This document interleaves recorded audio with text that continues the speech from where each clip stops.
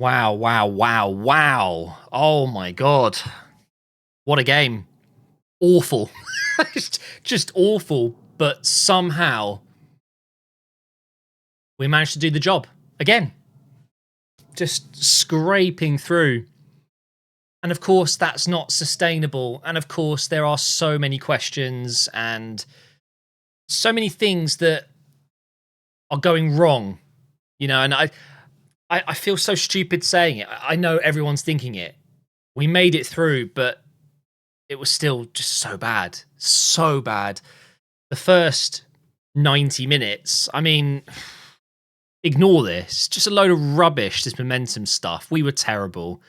And then the only way I can describe the 90th, well, it was 95th minute of normal time and the 91st minute of extra time. It was just something special. Something very special happened there. And it was individual quality. The Bellingham goal, I mean, it's an instant classic, isn't it? That goal will be it'll be replayed forever if we go on to win this tournament. That was the moment right there. Because a second before that ball touched his boot and went in, Gareth was gone. England were out. The team broken apart. I mean, we were on the edge of an absolute fallout. And the thing is, this is just, it's such a cliche thing to say, but it's papering over the cracks, isn't it?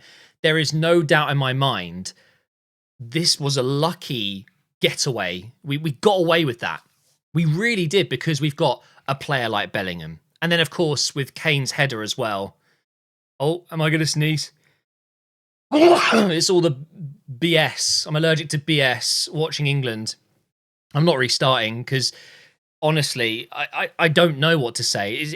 I can't prepare for videos like these unless I sit for, I don't know, a couple of hours after the game and make notes. And thank you for saying bless you if you did. Right, that magical moment. And then, of course, the typical style that Southgate likes to employ. Score, defend. There's never a push to go again. As soon as we took the lead for the first time in the game, we sat 6, 7 players behind the ball. But do you know what? It worked. Quick word on Slovakia, by the way, because I don't agree with some of the way the players would go down and hold their heads and pretend they're injured just to waste time. But it is a part of the game. And they scored a perfectly good goal. They should have scored a second goal when John Stones fell asleep. And I mean, they weren't bad, were they? They weren't great. They didn't do anything special today, but they very, very nearly knocked us out, just as we pretty much expect at this point, that any time we come up against a somewhat good team, we're going to struggle more.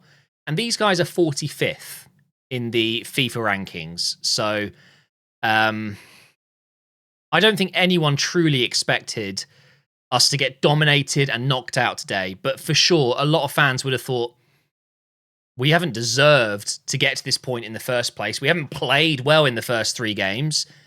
We could potentially scrape through, but play badly. And that's kind of happened. So where do we go from here? Because in terms of the match itself, I can literally run it down for you guys in 1 minute flat. We were terrible for the first 90 minutes. We gave Slovakia way too much time in our own half. We were slow to close them down. Our defence was shocking. Stones is a shadow of himself. Walker, awful. Mark Guehi, suspended for the next game, unfortunately, was better than the other defenders again. Trippier, too slow. Midfield was non-existent. Every time we got the ball and tried to play it out, no one moved. Harry Kane was further up the pitch for once, but was ineffective. Saka wasn't direct enough. I thought Cole Palmer came on and did a really good job. Saka moved to left back and actually improved our left side. Funny that, when you've got a left-footed player out there. Foden ghosted again, constantly moving out of position. We were awful. Slovakia were going through. And then magic. And then extra time, we defended. That's it. That's what happened in the game today. In terms of what we do against Switzerland, it's very, very obvious. This man here, Foden, who I'm a big fan of, I think the Man City Foden we know, Player of the season, Foden, we know. He's a sublime player. Truly brilliant, okay? But for whatever reason, with Southgate and the way he wants to set up this England team, Foden cannot play with Bellingham. One of them has to be dropped. And for me, although Bellingham has been pretty woeful this entire tournament up until today, yes, he scored the first goal in the game, but then didn't do anything until he scored again today. That huge gap of time, he hasn't done anything. Just be real, okay? Foden at times has done okay, I think. He's been okay, but it isn't working as a system. You have to drop one of them. Foden leaves. He's out. Who we put in, I don't know. Saka left wing, maybe, and then Cole Palmer on the right. Maybe that's the way we go. Mainu has to start. Brilliant. So good. Him and Rice, I think, is the way to go, and we've learned that today. So it's another lesson learned there. I don't think Trippier should be playing at left back, but I understand that he's pretty much all we've got. Can we talk about Joe Gomez potentially playing there, though? Luke Shaw is still unfit. Maybe he's fit for the next game. I don't know. But taking Luke Shaw has been a waste of time at this point. I have a feeling that Gomez, who's played left back for Liverpool a few times this season, right, or last season now, still trying to get used to saying that. Could he be better off playing down the left at that left back position? I don't know. It still pains me that we haven't taken a left back, and I should be sitting here right now saying we're out of the tournament. Gareth Southgate not only was useless at tactically setting up the team, game plan management, substitutions, but he also failed to take a left back to the tournament when we've got someone like Mitchell, who I think towards the end of the season when Crystal Palace were absolutely smashing teams, could have easily got on the plane. Branthwaite, another one. I mean, I know he's not a left back, but you could put him there, couldn't you? You genuinely could. Just a left-footed centre back at left back would have done the job. So maybe Trippier starts the next game. I don't know. But for me, the biggest thing has to be this Bellingham, Foden. Nah, you just pick one. If you want to play Foden, put him down the middle. And then Bellingham has to come out. That's it. Because Mainu, Rice, brilliant. Really like that. Shout out to Saka as well, by the way. Getting forced to play left back, left wing back, left mid for a large portion of that game and actually made us a lot better. And that shows a lot of character. Yes, he's played there before. He came up through the Arsenal. I think he was a right winger in the academy and whatever. And then he broke into the Arsenal team by playing at left back and did a job. And actually, some wingers will say that to be a top winger, it's quite good to play as a wing back. You kind of understand the other side of the game. So now when he's playing on the right wing, he's experienced what the opposition's doing. You know, he's experienced the opposite. So it worked. It genuinely worked. And if Saka moving over to the left side improves us as a nation, gives us more of a chance to progress, then I'm all for it. I really am. And another thing, Harry Kane has to do more. And I know he has scored 2, just like Bellingham.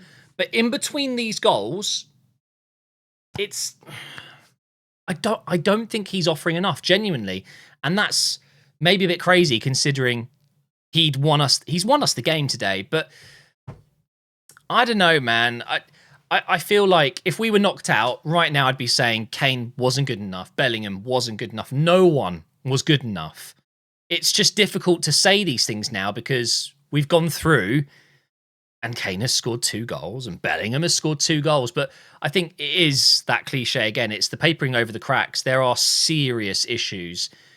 And Gareth Southgate was quite literally 3 minutes away from being out of a job. And I couldn't have been happier. The man has to go. Even if we win this tournament, he has to go.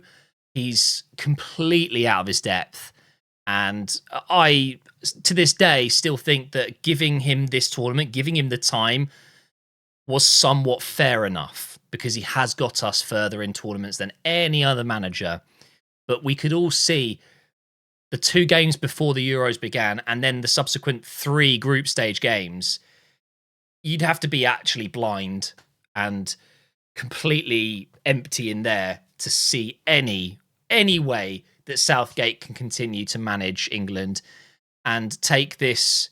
Let's face it, it's probably the best squad we've had since the Lampard, Gerrard, Scholes era. So for me, no matter what happens, and obviously I'm so happy we've gone through.